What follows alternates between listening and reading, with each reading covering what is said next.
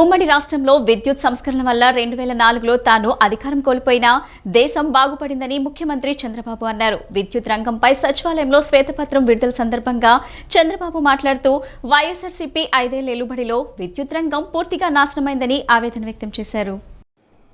విద్యుత్ రంగంపై power point presentation సందర్భంగా రిమోట్ మొరాయించడంపై చంద్రబాబు చెల్లోక్తులు విసిరారు. పని చేయకపోవటం వైఎస్ఆర్సీపీ ప్రభుత్వం నుంచి వారసత్వంగా వచ్చిందని సరిచూసుకోవాలని అధికారులకు చురకలు వేశారు. జగన్ దుర్మార్గానికి పోలవరం హైడల్ ప్రాజెక్టులోనే 4,773 కోట్ల రూపాయల మేర రాష్ట్ర ప్రభుత్వంపై అదనపు భారం పడిందని ముఖ్యమంత్రి చంద్రబాబు మండిపడ్డారు. ఏపీ బెవరేజెస్ కార్పొరేషన్ బాండ్లలో ఏపీ జెన్కో, ట్రాన్స్కోలు పెట్టుబడులు పెట్టాయంటే జగన్ ప్రభుత్వం ఎలాంటి దుష్ట ఆలోచనలు చేసిందో అర్థమవుతోందని ఆగ్రహం వ్యక్తం చేశారు. వైఎస్ఆర్సీపీ ప్రభుత్వం నిర్వాహకంతో విద్యుత్ రంగం 1,29,000 కోట్ల నష్టాల్లో కూరుకుపోయిందని ముఖ్యమంత్రి చంద్రబాబు చెప్పారు. విద్యుత్ వ్యవస్థలను గాడిలో పెట్టి ప్రజలపై భారం లేకుండా చూడాలన్నారు. దీనిపై ప్రజల నుంచి కూడా ఆలోచనలు తీసుకుంటామని వెల్లడించారు. అత్యంత కీలకమైన రంగం కాబట్టే శ్వేతపత్రం విడుదల చేశామన్నారు. మొత్తం కేంద్రాన్ని ఆదుకోవాలని చెబితే వాళ్ళిచ్చే పరిస్థితి లేదని, ఏపీనే సొంతంగా వనరులు సమకూర్చుకోవాలని చెప్పారు. విద్యుత్ వినియోగదారులకు అంతరాయం లేకుండా ఇవ్వాలని ఆదేశించారు. కరెంటు కోతలు లేకుండా చూసుకోవాలని ఆదేశాలు జారీ చేశామన్నారు. నాణ్యమైన కరెంటు ఇవ్వాలన్నదే తమ ప్రభుత్వ లక్ష్యమని స్పష్టం చేశారు. స్మార్ట్ మీటర్ల విషయంలో త్వరలో నిర్ణయం తీసుకుంటామని, అక్కడ సోలార్ పెట్టేలా చర్యలు చేపడతామని చెప్పారు. ఎమోషనల్ నిర్ణయాలు ఏవీ తీసుకోనన్నారు. గ్రీన్ హైడ్రోజన్ లాంటి నూతన సాంకేతికతను అందిపుచ్చుకుంటే కొన్ని సమస్యలు అధిగమించే అవకాశం ఉందని వివరించారు. ఏపీ, ఎంపీ, గుజరాత్ను గ్రీన్ హైడ్రోజన్ జోన్గా కేంద్రం ఎంపిక చేసిందని తెలిపారు. 95/2004 ఇప్పుడుండే పవర్ సెక్టర్ రిఫార్మ్స్ అన్నీ ఆ రోజు అమలు చేసిన power sector reforms. First state in the country to introduce power sector reforms 98లో అమలు చేశాం. అదే మరి ఇండిపెండెంట్ రెగ్యులేటరీ కమిషన్ అపాయింట్ చేశాం, ఏపీఈఆర్సీ. దేశంలోనే మొట్టమొదటి రెగ్యులేటరీ కమిషన్. ఆ తర్వాత టెలికాంలో, సివిల్ ఏవియేషన్లో ఇంకా చాలా డిపార్ట్మెంట్లు వచ్చాయి.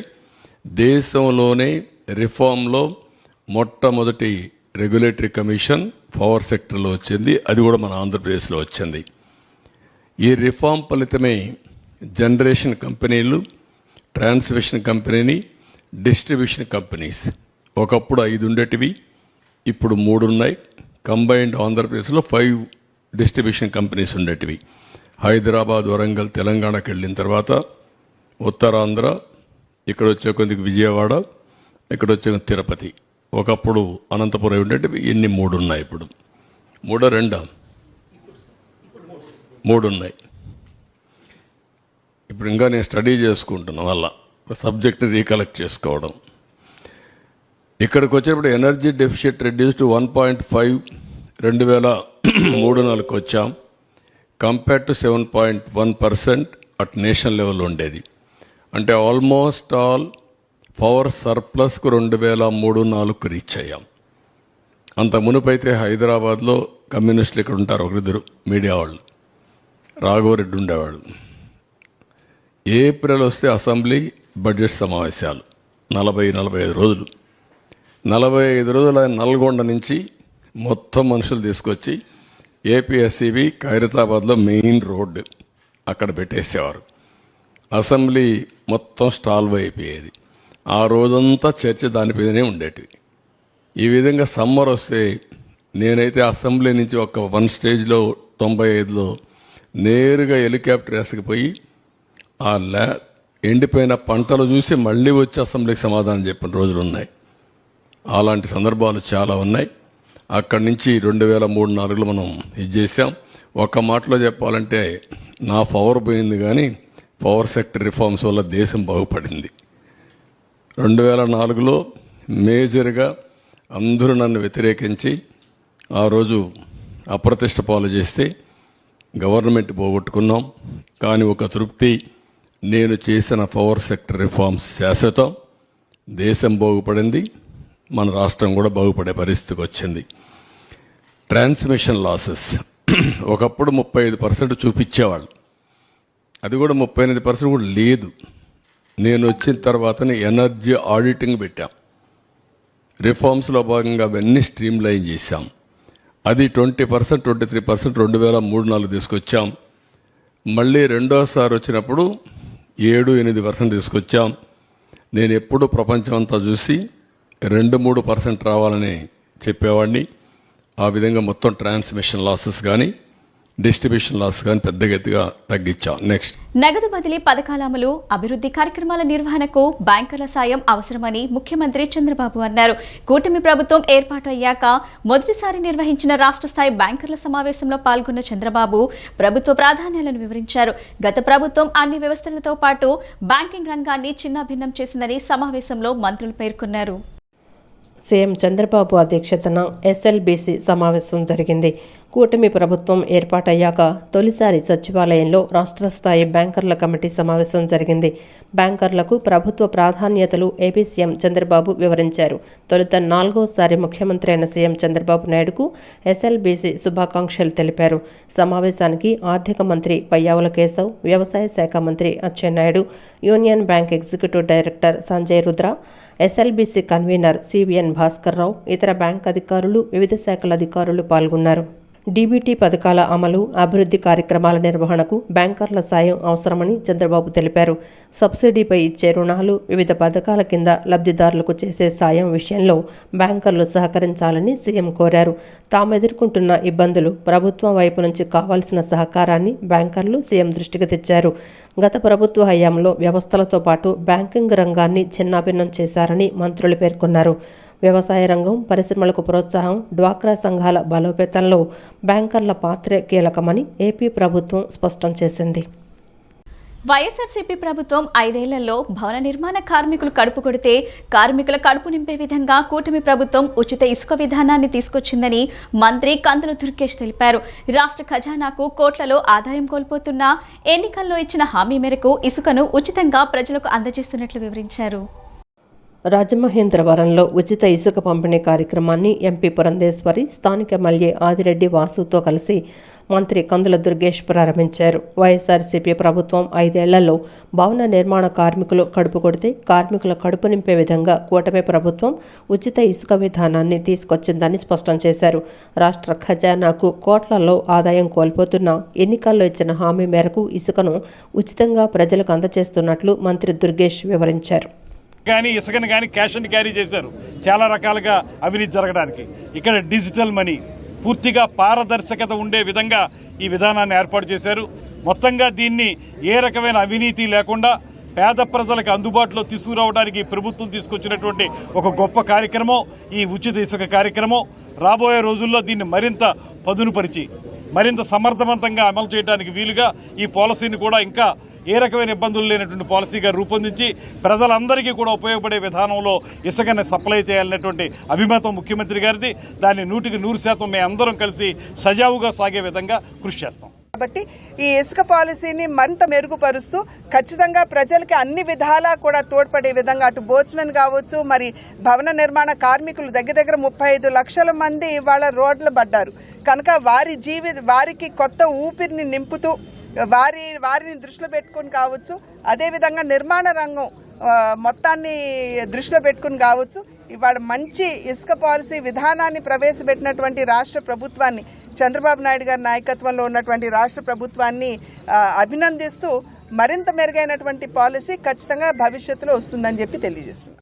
బడుగు బలహీన వర్గాల పునాదుల నుంచి తెలుగుదేశం పార్టీ ఆవిర్భవించిందని, బీసీల సంక్షేమానికి ఎన్డీఏ ప్రభుత్వం కట్టుబడి ఉందని రాష్ట్ర బీసీ సంక్షేమ శాఖ, చేనేత మరియు జౌళి శాఖ మంత్రి ఎస్ సవితమ్మ స్పష్టం చేశారు. నా ఎస్సీ నా బీసీ అంటూ ఓట్లు వేయించుకొని నిండా ముంచిన పార్టీ వైసీపీ పార్టీ అని విమర్శించారు. విజయవాడ రూరల్ మండలంలోని గొల్లపూడిలో ఉన్న బీసీ సంక్షేమ భవనాన్ని బీసీ సంక్షేమ శాఖ, చేనేత మరియు జౌళి శాఖ మంత్రి ఎస్ సవితమ్మ పరిశీలించారు. బీసీలను ఓటు బ్యాంకుగా మార్చుకొని అన్ని విధాలుగా వైఎస్ఆర్ కాంగ్రెస్ పార్టీ ప్రభుత్వం బీసీలను అణచివేసిందన్నారు. గత వైఎస్ఆర్ కాంగ్రెస్ పార్టీ ప్రభుత్వం గొప్పల కోసమే కార్పొరేషన్లను ఏర్పాటు చేసినట్లు పేర్కొన్నారు. కార్పొరేషన్ల ఏర్పాటుతో ఒక్క బీసీ కూడా అభివృద్ధి చెందలేదన్నారు. బీసీలకు ఏ ప్రయోజనం లేదన్నారు. కార్పొరేషన్లకు నిధులు లేవన్నారు. కనీసం కుర్చీలు కూడా లేవన్నారు. విధులు కూడా లేవన్నారు. గత ప్రభుత్వంలో వివిధ కార్పొరేషన్ చైర్మన్లు జీతాలు తీసుకుని వైఎస్ఆర్ కాంగ్రెస్ పార్టీ కార్యకర్తల్లా పనిచేశారన్నారు.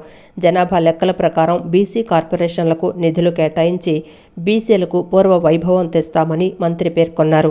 చంద్రబాబు నాయుడు కూడా తనకు పెద్ద కుటుంబాన్నిచ్చారన్నారు. సీఎం చంద్రబాబు నాయుడు నాయకత్వంలో తెలుగుదేశం పార్టీ ఎన్డీఏ మహాకూటమితోనే బీసీల అభ్యున్నతి సాధ్యమన్నారు. బీసీల జీవన ప్రమాణాలు పెంపొందిస్తామన్నారు. అంటే కుర్చీలు లేవు, నిధులు లేవు, విధులు లేవు, చెప్పుకోవడానికి కార్పొరేషన్లు ఏర్పాటు చేశారే తప్ప దానివల్ల ఒక్క బీసీ కూడా ప్రయోజనం పొందింది లేదు. అన్ని విధాల వాళ్ళు అభివృద్ధి చెందింది లేదు. ఒక పక్క బీసీల పార్టీ అని చెప్పి ఓట్లు వేయించుకున్నారే తప్ప గతంలో ఎలాంటి అభివృద్ధి జరగలేదు. బీసీల ద్రోహి ఎవరంటే జగన్మోహన్ రెడ్డి గారు, జగన్మోహన్ రెడ్డి పార్టీ అని చెప్పాలి. గతంలో ఏదైతే బీసీల పూర్వ వైభవం 14 నుంచి 19 వరకు ఎలాగైతే బీసీలకు గౌరవంగా అన్ని రంగాల్లోనూ ముందుకు వెళ్ళారు అంటే అది అందరికీ తెలిసిన విషయం. బీసీల పార్టీ తెలుగుదేశం పార్టీ. ఈరోజు బీసీలు అందరూ తెలుగుదేశం పార్టీకి అండగా ఉన్నారు, ఎన్డీఏ కూటమికి అండగా ఉన్నారు. ఖచ్చితంగా పూర్వ వైభవం తీసుకొస్తాం. కుర్చీలకు విధులు నిధులు కాకుండా వాళ్ళ సక్రమంగా బీసీలు అన్ని రంగాలను అభివృద్ధి బాటలో తీసుకెళ్ళడానికి కూడా మేము ప్రయత్నిస్తున్నాం. దగ్గరలోనే అన్ని కార్పొరేషన్లు కూడా మేము ఏర్పాటు చేస్తాం. వాళ్ళకి సప్లాన్ ప్రకారం జనాభా లెక్కల ప్రకారం వాళ్ళకి నిధులు కూడా కేటాయిస్తామని కూడా తెలియజేస్తున్నాం. విజయవాడలో కిడ్నీ రాకెట్ వ్యవహారంపై హోంమంత్రి అనిత ఆగ్రహం వ్యక్తం చేశారు. విజయవాడ కేంద్రంగా ఇటీవల కిడ్నీ రాకెట్ ముఠా మోసాలు వెలుగులోకి వచ్చాయి. ఆర్థిక ఇబ్బందులతో కిడ్నీ విక్రయానికి అంగీకరిస్తే కిడ్నీ తీసుకున్న తర్వాత డబ్బులు ఇవ్వకుండా తనను మోసం చేశారని గుంటూరు జిల్లా కొండా వెంకటప్పయ్య కాలనీకి చెందిన బాధితుడు మధుబాబు వాపోయారు. ఈ మేరకు సోమవారం గుంటూరు ఎస్పీ కార్యాలయంలో ఫిర్యాదు చేశారు. ఈ ఘటనపై హోంమంత్రి అనిత తాజాగా స్పందించారు. గుంటూరు కలెక్టర్, ఎస్పీ, విజయవాడ సిపితో ఆమె ఫోన్లో మాట్లాడారు. డబ్బులు ఆశ చూపి కిడ్నీ కొట్టేసిన ఆసుపత్రిపై చర్యలు తీసుకోవాలని ఆదేశించారు. ఇలాంటి ఘటనలపై పోలీసులు నిఘా పెట్టాలని చెప్పారు. బాధితుడి ఫిర్యాదుపై హోంమంత్రి ఆదేశాలతో పోలీసులు విచారణ చేపట్టారు. గత 5 ఏళ్లుగా ఇసుక దొరక్క తాము అనేక ఇబ్బందులు పడ్డామని, అనుబంధ రంగాలు తీవ్రంగా నష్టపోయాయని భవన నిర్మాణ కార్మికులు, కూటమి నేతలు వివరించారు. కూటమి ప్రభుత్వం అధికారంలోకి వచ్చిన నెల రోజుల్లోనే భవన నిర్మాణ కార్మికుల్లో నూతన ఉత్సాహాన్ని నింపిందని హర్షం వ్యక్తం చేశారు. రాష్ట్ర ప్రభుత్వం ఉచిత ఇసుక విధానాన్ని ప్రవేశపెట్టడంతో గుంటూరు జిల్లా మంగళగిరిలో కూటమి నేతలు, భవన నిర్మాణ కార్మికులు ముఖ్యమంత్రి చంద్రబాబు, ఉప ముఖ్యమంత్రి పవన్ కళ్యాణ్ చిత్రపటాలకు పాలాభిషేకం చేశారు. అనంతరం కేక్ కట్ చేసి సంబరాలు చేసుకున్నారు. గత 5 ఏళ్లుగా ఇసుక దొరక్క తాము అనేక ఇబ్బందులు పడ్డామని, అనుబంధ రంగాలు తీవ్రంగా నష్టపోయాయని భవన నిర్మాణ కార్మికులు వివరించారు. కూటమి ప్రభుత్వం అధికారంలోకి వచ్చిన నెల రోజుల్లోనే భవన నిర్మాణ కార్మికుల్లో నూతన ఉత్సాహాన్ని నింపిందని హర్షం వ్యక్తం చేశారు. రాష్ట్రంలోనే ఉచిత ఇసుక అమలు చేసిన చంద్రబాబు నాయుడు గారికి, అలాగే పవన్ కళ్యాణ్ గారికి, మరి మోడీ గారికి కూడా మా భవన నిర్మాణ కార్మికుల తరఫున ధన్యవాదాలు. పవన్ కళ్యాణ్ గారు కూడా ఆ రోజున భవన నిర్మాణ కార్మికులకు అండగా లాంగ్ మార్చ్ కార్యక్రమం 2020లో లాంగ్ మార్చ్ కార్యక్రమం వైజాగ్ లో పెట్టి భవన నిర్మాణ కార్మికులు మేము అండగా ఉంటామని చెప్పి ఆ రోజున డొక్కా సీతమ్మ అన్నదాన సత్రాలుగా ఆ రోజున రాష్ట్రం అంతా ఏర్పాటు చేసిన పరిస్థితి. ఉమ్మడి ప్రభుత్వంలో ఏదైతే చంద్రబాబు నాయుడు గారు 40 సంవత్సరాల అనుభవంతో ఆయన ఒక మంచి ప్రణాళిక చేశారో దానికి పవన్ కళ్యాణ్ గారు అండగా ఉండి భవన నిర్మాణ కార్మికులకు మనం అండగా ఉండాలని చెప్పి ఈ ఇసుకని ఫ్రీగా చేయాలని చెప్పి మా మేనిఫెస్టోలో పెట్టడం జరిగింది. దానికి మాట తప్పుకోకుండా వచ్చిన నెలలోపే ఆ ఇసుకని ఫ్రీ చేయటం. ఈ రోజున మంగళగిరిలో హుసేన్ గట్ దగ్గర భవన నిర్మాణ కార్మికులంతా కూడా చాలా హర్షాతిరేకాలు వ్యక్తపరుస్తూ కేకులు కట్ చేసి మా చాలా పూర్తి మద్దతు మేము చాలా సంతోషంగా ఉన్నాం. ఈ రోజున అన్న మాట ప్రకారం ఏదైతే Telugu Desam party, Janasena party, BJP party ఏదైతే మేనిఫెస్టోలు పెట్టారో ఇసుకని ఫ్రీ చేద్దాం అని దాన్ని మాట తప్పకుండా ఇసుకని ఫ్రీ చేసి చూపించడం ఈ రోజున జరిగింది. విజయవాడ నగరపాలక సంస్థ అభివృద్ధికి సంబంధించి నిర్వహించిన ఎన్నికలు ప్రశాంతంగా సాగాయి. నగర మేయర్ అధ్యక్షతన ఉండే 6 సభ్యుల ఎన్నికకు వైఎస్ఆర్సీపీ 6 కార్పొరేటర్లు, టీడీపీ నుంచి 1 కార్పొరేటర్ నామినేషన్ దాఖలు చేశారు. ఉదయం 11 గంటల నుంచి ప్రారంభమైన ఎన్నికల ప్రక్రియ సాయంత్రం 4 గంటలకే ముగిసింది. నగరపాలక సంస్థ పరిధిలోని అన్ని డివిజన్ల నుంచి కార్పొరేటర్లు తమ ఓటు హక్కును వినియోగించుకున్నారు. విద్యార్థులు పుస్తకాల పురుగుల 24 గంటలు చదువుకోవటం కాదని సంస్కృతి, సంస్కారం, సభ్యత, సమాజం పట్ల మన బాధ్యత, దేశం కోసం మన జీవితం ఎలా అర్పించాలనేది నేర్చుకోవాలని బీజేపీ నాయకులు పాతూరి నాగభూషణం అన్నారు. ఇవన్నీ ఏబీవీపీలో నేర్చుకునే అవకాశం లభిస్తుందన్నారు.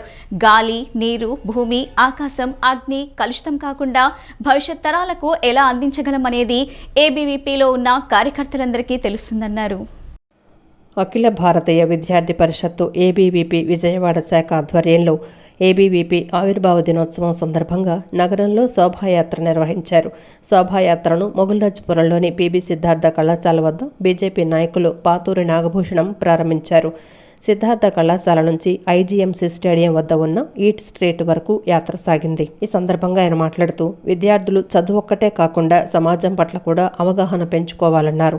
చదువుతో పాటు విలువలు, క్రమశిక్షణ, దేశభక్తి ఎంతో ముఖ్యమని, సమాజంలో విద్యార్థుల హక్కులు, తల్లిదండ్రుల పట్ల గౌరవం, ప్రేమ, సమాజంలో వారి పాత్ర, ఇలా అన్ని విషయాలు ఏబీవీపీలో నేర్చుకునే అవకాశం లభిస్తుందన్నారు.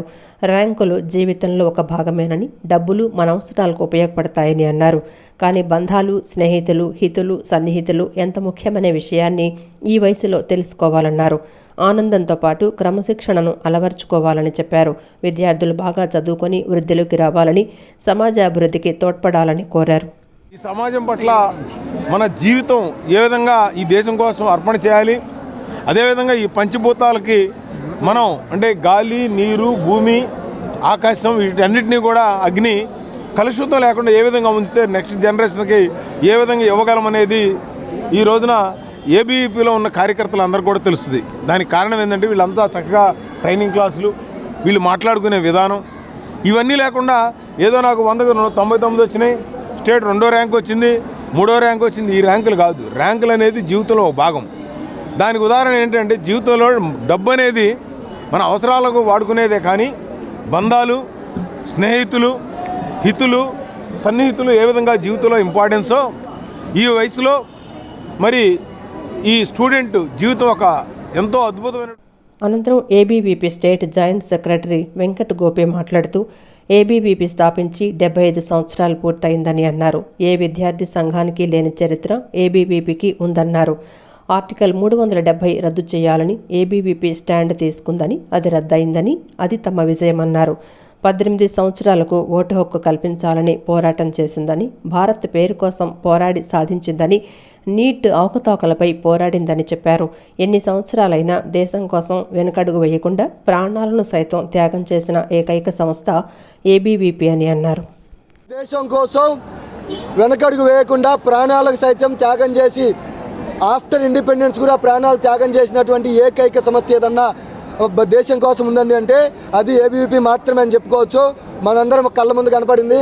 పోయిన ప్రభుత్వం గద్దె దించడానికి ముఖ్య పాత్ర ఏ స్టూడెంట్ యూనియన్ పోషించిందా అంటే ఏబీవీపీ అని కరాఖండిగా చెప్పే విషయం అందరికీ కనపడతా ఉంది.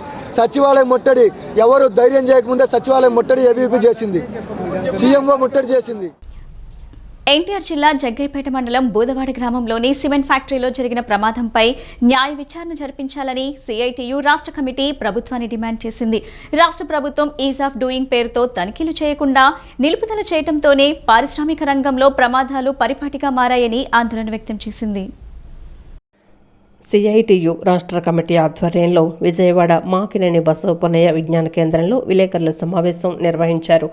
ఈ సమావేశంలో సిఐటియు రాష్ట్ర ప్రధాన కార్యదర్శి సిహెచ్ నరసింగరావు మాట్లాడుతూ అల్ట్రాటెక్ సిమెంట్ ఫ్యాక్టరీలో కిలన్ విభాగంలో యాజమాన్య నిర్వహణ లోపం వల్ల ఈ ప్రమాదం జరిగినట్లు తెలియజేశారు.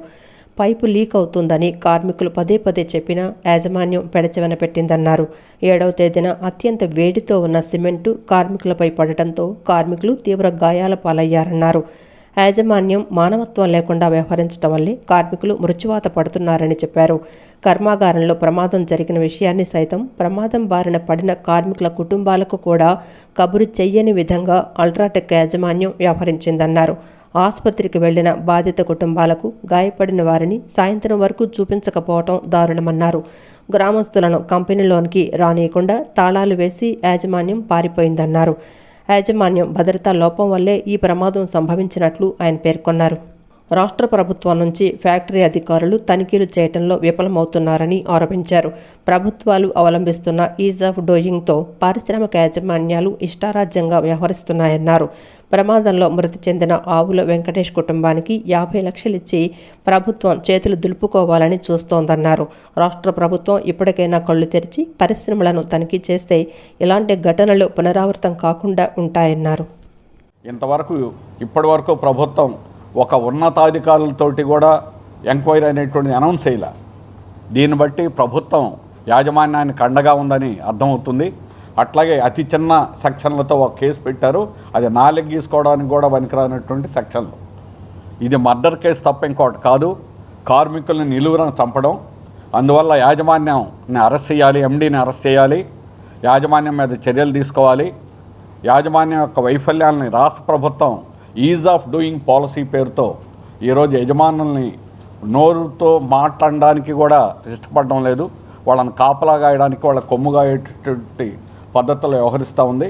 అందుకని దీని మీద జ్యుడిషియల్ ఎంక్వైరీ జరిగినప్పుడు మాత్రమే న్యాయం జరుగుతుంది.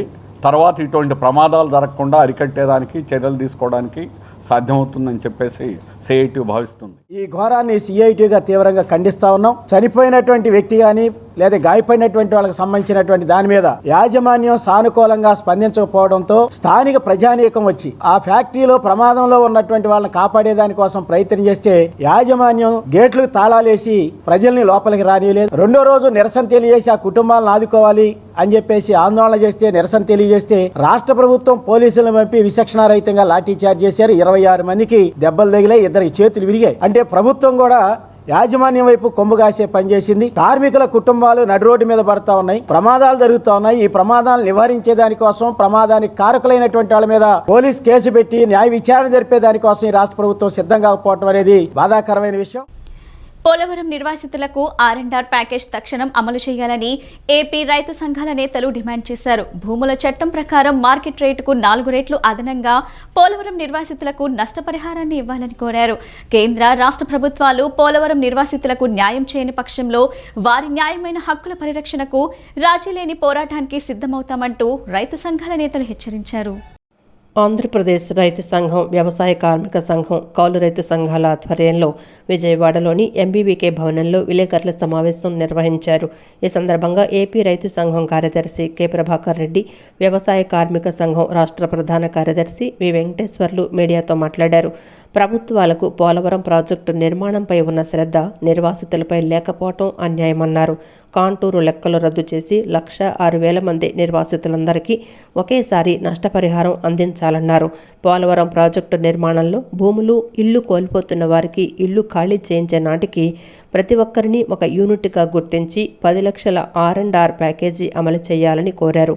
పోలవరం ప్రాజెక్టు నిర్మాణంలో సర్వం కోల్పోతున్న గిరిజనులకు పునరావాసానికి మొదటి ప్రాధాన్యత ఇవ్వాలని, పునరావాసం తర్వాతనే ప్రాజెక్టు నిర్మాణానికి పూనుకోవాలని ప్రభుత్వాన్ని కోరారు. అలా జరగని పక్షంలో పోలవరం నిర్వాసితుల పక్షాన నిలిచి మరో ఉద్యమానికి సన్నద్ధమవుతామంటూ హెచ్చరించారు. పోలవరం నిర్వాసితుల గురించి మాట్లాడకుండా నిర్మాణం మాత్రమే మా బాధ అని చెప్పేసానంటే అంతకంటే బాధ రైతులు ఏమీ లేదు అని చెప్పేసి మేము మా సంఘాలుగా భావిస్తున్నాం.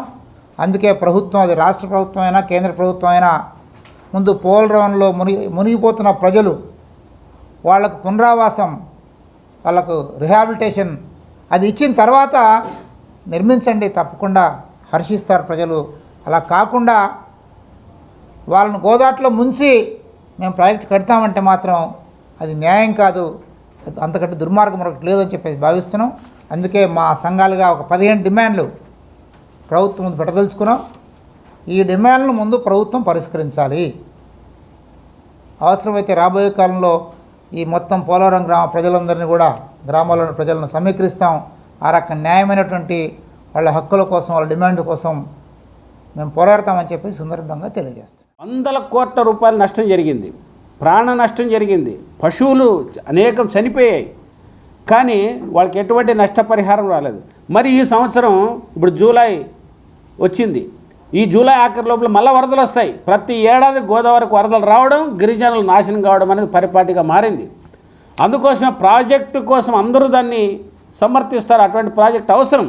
కానీ దానికోసం త్యాగాలు చేసినటువంటి నిర్వాసితులకు పరిహారం ఇవ్వకుండా మీరు వాళ్ళని గోదావరిలో ముంచాలని చూస్తే మాత్రం ప్రజలు మిమ్మల్ని క్షమించరు. జగన్మోహన్ రెడ్డి ముఖ్యమంత్రిగా ఉన్నప్పుడు రాష్ట్ర మైనార్టీలను తీవ్రంగా మోసం చేశారని బీజేపీ మైనార్టీ మోర్చా రాష్ట్ర అధ్యక్షుడు షేక్ బాజీ విమర్శించారు. వైసీపీ హయాంలో మైనార్టీ మంత్రిత్వ శాఖలో భారీ అవినీతి జరిగిందన్నారు. మైనార్టీ శాఖ మంత్రిగా పనిచేసిన అంజాద్ బాషా ఈ అవినీతిలో ప్రధాన పాత్ర పోషించారని చెప్పారు. కేంద్రం నుంచి వచ్చిన 16,000 కోట్ల రూపాయల నిధులు ఏమయ్యాయని ప్రశ్నించారు. మైనార్టీలో నిధులు గోల్మాల్పై లెక్క చెప్పాలని డిమాండ్ చేశారు. విజయవాడ సీతారాంపురంలోని బీజేపీ రాష్ట్ర కార్యాలయంలో బీజేపీ మైనార్టీ మోర్చా రాష్ట్ర అధ్యక్షుడు షేక్ బాజీ విలేకరుల సమావేశం నిర్వహించారు. సమావేశంలో ఆయన మాట్లాడుతూ వైసీపీ హయాంలో మైనార్టీ మంత్రిత్వ శాఖలో భారీ అవినీతి జరిగిందని అన్నారు. బీజేపీ అధికారంలోకి వస్తే ముస్లింలకు అన్యాయం జరుగుతుందని సిపి నాయకులు విషప్రచారం చేశారన్నారు. అయినా ప్రజలు ఎక్కడ నమ్మిన పరిస్థితి లేదని, ముస్లింలు ఎక్కువగా ఉన్న ప్రాంతాల్లో బీజేపీ అభ్యర్థులను గెలిపించారన్నారు. వైసీపీ హయాంలో మైనార్టీలు తీవ్రంగా నష్టపోయారని తెలిపారు. ప్రజల సొమ్మును దోచుకున్న గత ప్రభుత్వ ఎమ్మెల్యేలు, మాజీ మంత్రుల ఇళ్లపై దాడులు జరగాల్సిందేనని, వీరికి సహకరించిన ప్రతి అధికారిని జైలుకు పంపాల్సిందేనని అన్నారు.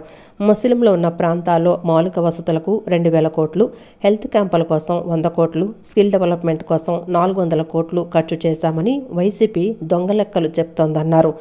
జగన్కి తోడుగా అప్పటి మైనార్టీ మంత్రి అంజాద్ బాషా ఈ అవినీతిలో ప్రధాన పాత్ర పోషించారన్నారు.